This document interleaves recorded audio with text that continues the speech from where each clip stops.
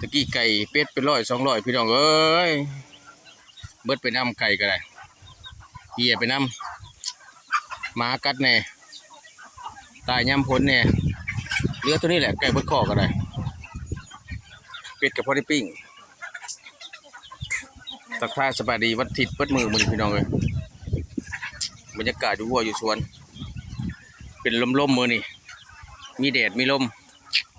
อากาศผู้ดีผู้ที่คักสำหรับพี่น้องได้เข้าเกษตรเข้ากระสาบพดดงซีเพิ่นได้มาโหยให้มื้อนี้พอดีครึ่งสอบคือแล้วก็อีกครั้งไว้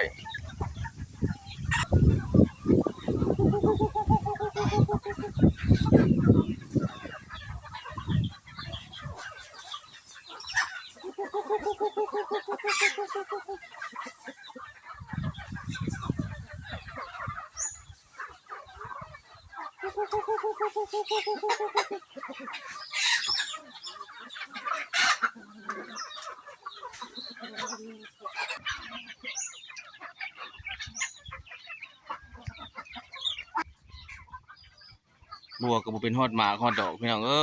ยห่วงเพิ่นโจ๊ะพุ่นน่ะปีนี้หั่นช่วงนี้บ่ได้กินบัวแล้วหมากก็ได้